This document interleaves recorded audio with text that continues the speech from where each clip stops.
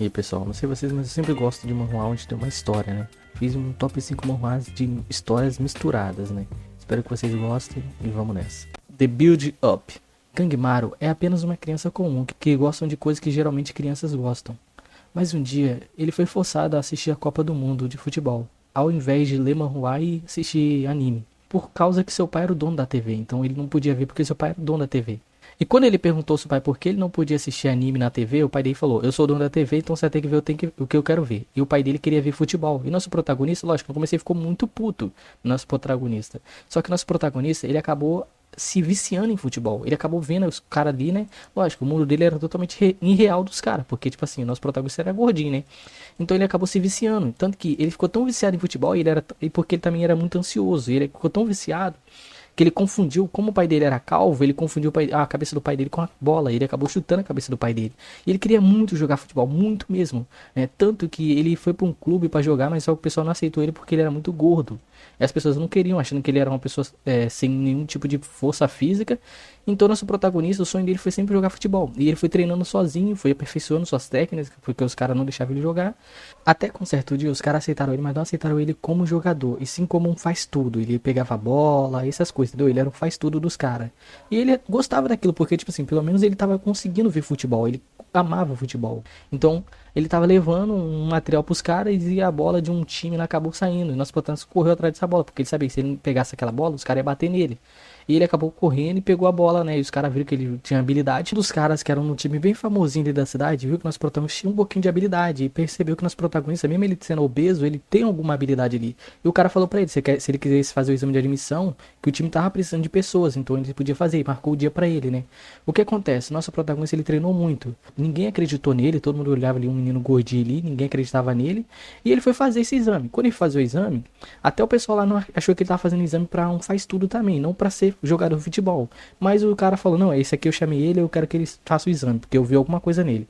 E nosso protagonista foi jogar. O time do nosso protagonista estava sendo massacrado, porque o time dele não tinha confiança nenhuma no nosso protagonista. Ninguém tocava a bola pra ele, porque ele era bem ruim, né? E ele também tava muito nervoso. Foi a primeira vez que deram oportunidade pra ele jogar futebol. E nosso protagonista, ele tava jogando, o time dele tava tomando, já tinha uns 4-0, né? E o time dele tava muito pra baixo, até que chegou um novo aluno. Esse novo cara que quer fazer o exame também, ele falou: não, tá de quanto que a gente tá perdendo? Ah, tá de 4-0. Aí o cara falou: não, então tá bom, então segura aqui meu celular que eu vou fazer ali, vou fazer uns 4 gols, né, e já era. E o cara chegou e o time nosso protagonista percebeu que esse cara era muito bom, e esse cara começou a derrotar todo mundo. Nosso protagonista também começou a ganhar mais confiança. Nosso protagonista começou a usar as habilidades que ele já tinha em comum, né? Ele percebeu que na força física, nas habilidades de jogo, ele não ia conseguir. Então ele usava as habilidades que ele utilizava geralmente no dia a dia.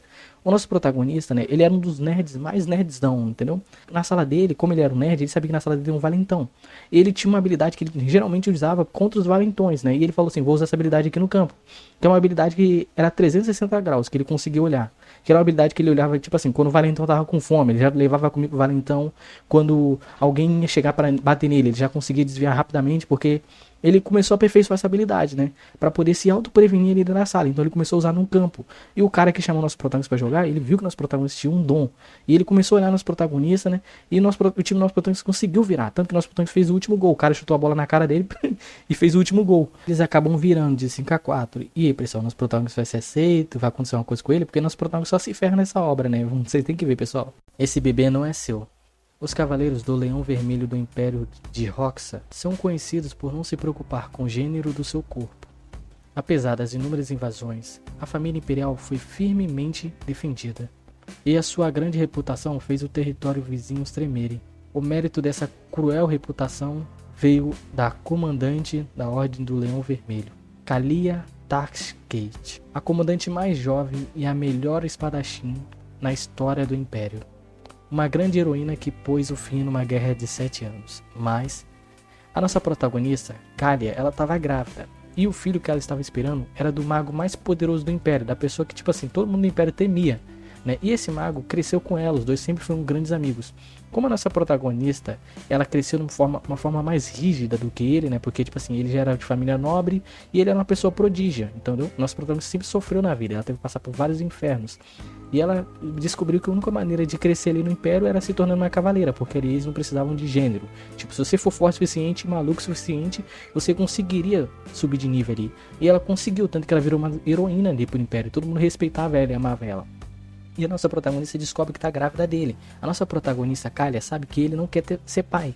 E ela sabe que ele pode fazer alguma coisa contra o bebê. Tanto que ela até pensa em matá-lo. E ele é o melhor amigo dela, a pessoa que ela mais respeita e ama também.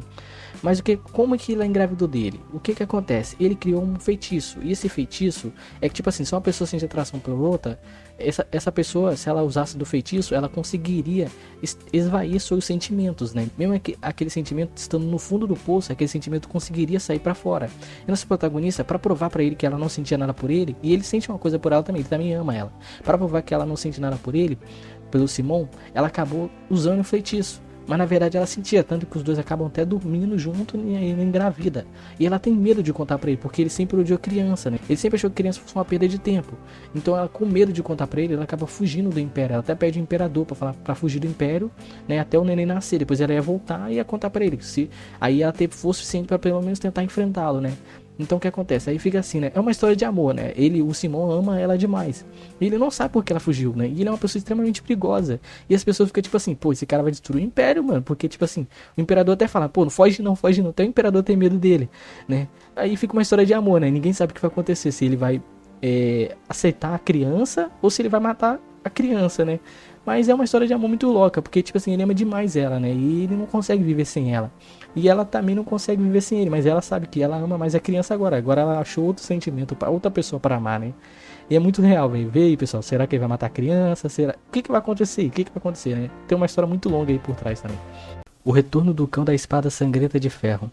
Nosso protagonista, ele ganhou um título bem renomado ali no Império, que era o cão de caça da família Baskerville. O que acontece? Nosso protagonista, né, o nome dele é Victor Van Baskerville. Ele era um filho de uma concubina do pai dele. Então, tipo assim, ele nunca teve tanto prestígio. Só que na família dele, a força girava em torno do gênero. Então, se você fosse homem ou mulher, ele tava nem aí. Eles queriam a força. Mesmo se você fosse filho de uma mulher de terceiros, eles queriam a força. A força girava maior. O nosso protagonista, mesmo ele sendo filho do patriarca com uma mulher terceira aí, que ele cruzou na vida ali, ele nunca ganhou prestígio nenhum, porque, tipo assim, ele nunca foi reconhecido pelo pai dele, porque ele não tinha força o bastante. Nosso protagonista sempre sofreu ali no meio dos irmãos dele.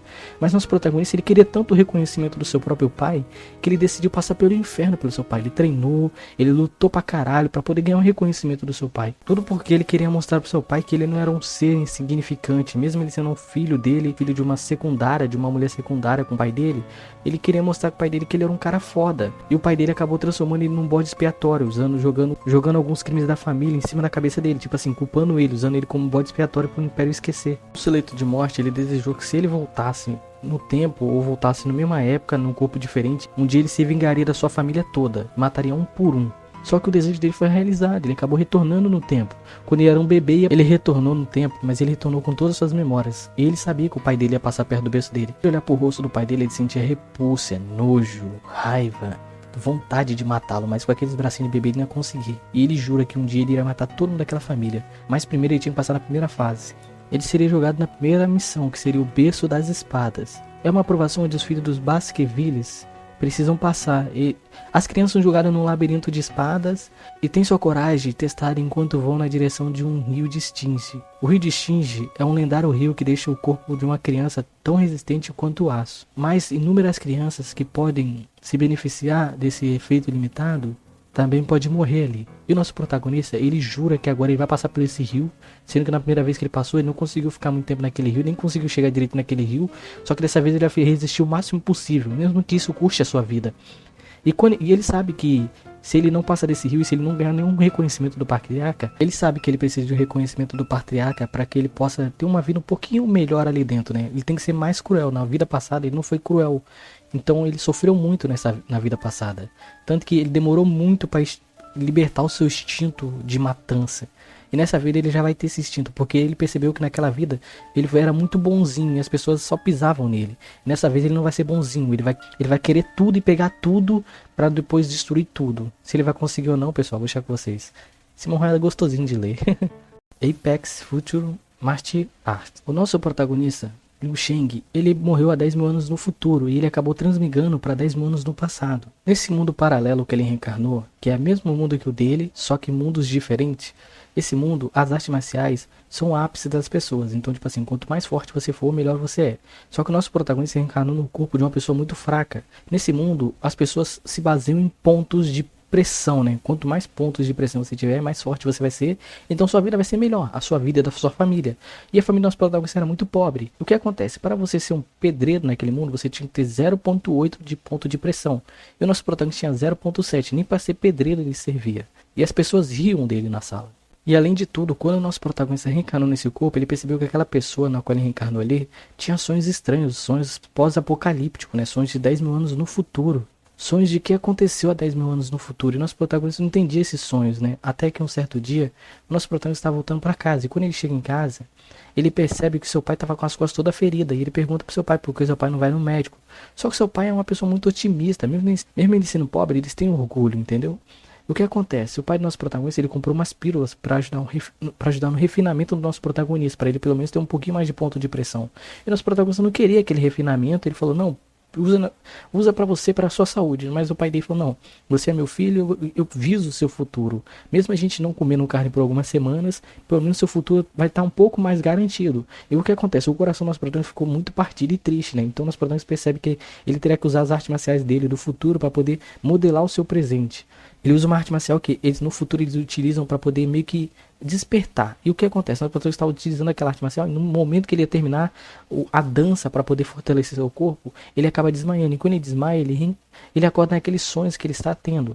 E lá aparece um zumbi, e ele luta contra aquele zumbi. Lógico, no começo ele quase morreu, mas ele acaba matando aquele zumbi na sorte mesmo. E quando ele mata o zumbi, ele percebe que todas as memórias do zumbi, todo o poder daquele zumbi que o poder adquiriu numa forma nos anos de vida dele, foi passado pro nosso protagonista. Depois daquilo, nosso protagonista acabou ganhando um sistema. O sistema diz que quanto mais ele matar zumbi e monstros ali, ele vai ganhar mais poder. Então o nosso protagonista percebe que aquele sonho, que era o pesadelo dele, é um presente para ele, porque ele pode ficar forte naquele mundo e levar para o mundo moderno. Ele lembra ali naquele mundo que na escola dele vai ter um exame de admissão. E ele sabe que a única chance da família dele sair da pobreza é ele passando com louvor no exame de admissão. E só que todo mundo acha que ele é fraco ainda. Então ele vai tentar fazer tudo para modelar o corpo dele, para conseguir passar no exame de admissão e pelo menos dar uma vida decente para sua família. E também sair desse amplo de humilhação que a família dele tem passado por todo esse tempo. E agora não é só mais ele sozinho, né? Agora ele tem uma família que visa por ele. E ele quer dar uma coisa boa para a família dele. Tudo grupo. Kang-won, um estudante de 17 anos, frequenta uma escola conhecida por abrigar futuros criminosos. Preso em um ambiente carnívoro, onde apenas o mais forte sobrevive. Ele lutava para obter notas boas, para poder entrar numa universidade, mas ele será capaz de estudar bem o suficiente para entrar numa universidade ou se envolverá nas brigas intermináveis que habitam na sua escola. Nosso protagonista, mesmo ele parecendo nerdola, ele não era o nerdola, né? Ele não conseguia tirar notas boas. E quando ele tinha 15 anos, sua mãe chamou uma conhecida dela para ensinar nosso protagonista, que nosso protagonista, essa conhecida era muito inteligente, então, e ele tinha muito respeito por ela, sabe? Então ele estudou com ela. Mesmo assim, não conseguiu aprender, né? Ele, tipo assim, ele tinha ainda dificuldade. Mas nosso protagonista, ele era bem otimista. Ele só queria entrar numa universidade. E ele fazia de tudo para não ficar no radar dos valentões, né? Mesmo a sala dele, a escola dele, é uma escola extremamente violenta. Ele fazia de tudo. Quem mandava na escola, literalmente, eram os valentões. Eram nem os professores. Os professores também ignoravam os valentões e deixavam eles viver a vida deles, né? Lógico, com um certo limite. E o nosso protagonista, um certo dia, ele acabou se surpreendendo. Porque a mulher que ensinou ele, quando ele era mais novinho, ela foi dar aula ali. E nosso protagonista percebeu que a vida dele seria um inferno, porque, tipo assim, não queria que ela passasse pelas mesmas coisas que os professores passariam, a humilhação que as pessoas passariam. Mas como ele ainda queria viver uma vida tranquila, ele decidiu ficar na dele. E ele falou pra ela, olha, os alunos aqui não querem aprender nada, eles só querem fazer baderna e é melhor você focar só no básico e ensinar eles e meter o pé. Não sentir vontade de querer ensinar eles porque eles não querem aprender. Só que ela era muito otimista, ela falou, não, eu posso tentar ensinar eles. O que acontece? Ela se encontra com um grupo de delinquentes, nosso protagonista resolve ir atrás dela e ficar de longe, ele para ver o que aconteceria com ela. O que acontece? O grupo delinquente, ela tentou ensinar eles, falando que fumar era errado, que eles podiam perder a saúde deles por causa disso. E mesmo assim, eles fingiram querer entender, mas eles deram um tapa na cara dela. E eles queriam fazer coisas ruins com ela. Aí nosso protagonista aparece. E o nosso protagonista nos conta que no dia que ela foi ensinar ele pela primeira vez, ele estava aprendendo uma coisa sobre artes marciais também. Nosso protagonista, ele sempre foi fascinado em artes marciais. Ele estava aprendendo artes marciais, né? E ele estava principalmente do Bruce Lee, porque o Bruce Lee tinha um lema de vida muito bom e ele gostava do lema de vida do Bruce Lee. O que acontece? Ele aprendeu as artes marciais. Mesmo ele não conseguindo aprender nada em escola, ele conseguiu aprender tudo sobre as artes marciais. E ele mesmo assim, ele treinava o corpo dele em segredo, para pelo menos ele se manter vivo ali naquele grupo de valentões. E o que acontece? Ele começa a usar essas artes marciais e agora ele tem um dilema. Será que ele utiliza as artes marciais para proteger a professora dele regularmente, ou ele simplesmente ignora tudo que tá acontecendo e deixa os valentões em paz e segue pra tentar entrar na universidade. Aí eu vou deixar com você, pessoal.